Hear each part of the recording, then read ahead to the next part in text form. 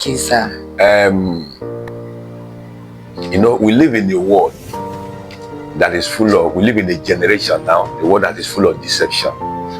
We find ourselves in a world that is saying the truth is a taboo.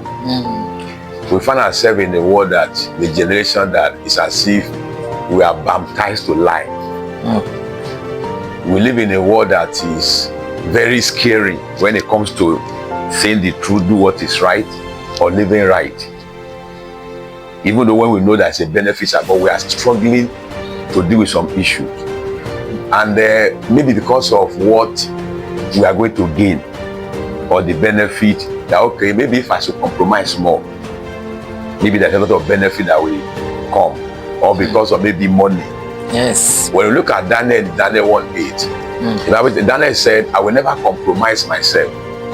Even though Daniel found himself in the palace, he was a slave, but he found himself in the palace. He had the access to king's food that's supposed to make him to be nourishing and be okay. But he said, it is better for me to let go this food and not compromise my faith with God. So he stood his ground, have a stand with God in the midst of these challenges, and the devil presented with some beautiful opportunity.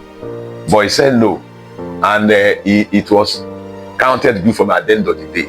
So he stood his ground in the midst of all those things. So in just a word to say 2 or 3 things, that okay, if you want to maybe give advice as a Christian, what are we going to do to live in, we find ourselves in, we live in this generation, how to maintain our stand, like maybe a man called Daniel, and not to compromise our faith because of maybe worldly benefit or maybe comfort of today. Thank you very much, sir. In this generation and the generation that have passed, one thing remains: God is God. Constant. The establishment of the faith remains. That's why we say it is the God of yesterday, today, and forever. Yes. So everybody should be intentional about the faith and the salvation that he has received. We know that the world is changing.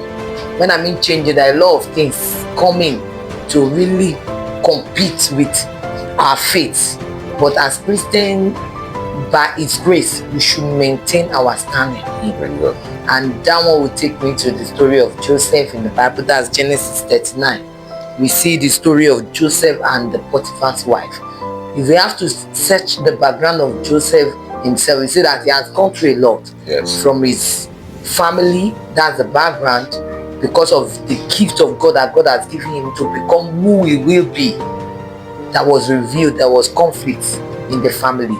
That one led to him being sold to the Egyptians. Then he found himself in the Potiphar's wife, and this is another challenge for him, because Potiphar's wife, run after his destiny. Let me put it that way, because Joseph knew that if he has to give in for that offer, he would lose all those plans and dreams of God for his life. So at a particular point, because it was not a day thing, it was a daily encounter that he was having with the Potiphar's wife, which Potiphar himself is not aware. But at a particular time, that's the last bridge, he said, I cannot do this and sin against my God. So the consciousness of doing what is right came upon Joseph at that time, that I cannot do this of 5 minutes, of 10 minutes enjoyment and sin against my God. And he knew and understand his mandate with God. And that was why, that sin came. And even at the time, nobody could believe him because of the situation that surrounded that very incident. That was what led him to the prison, and from the prison to the palace. Because when he was there in the prison, he still maintained himself as a child of God. And his gift too showed up again.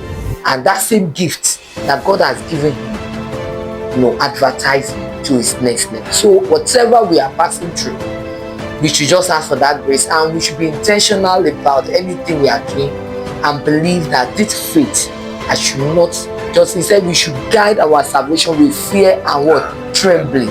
Anything that we are doing, this salvation, we should be conscious of that. It's not easy for God to save me from darkness into what? Light. And Amen. you have to do what is right. God bless you, man. Thanks. For the people that is hearing us, and some of us find ourselves in this situation, and we have been asking questions.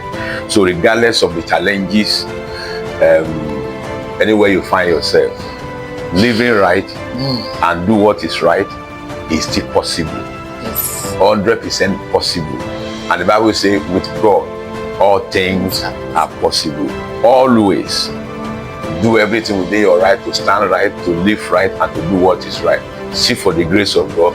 Seek for the backing of God. The same God that helped Daniel, the same God that helped Joseph, that God is still alive. Yes. And surely He's going to back you. Once again, Happy New Week and Happy Sunday. But don't forget, do what is right. God bless you. Amen.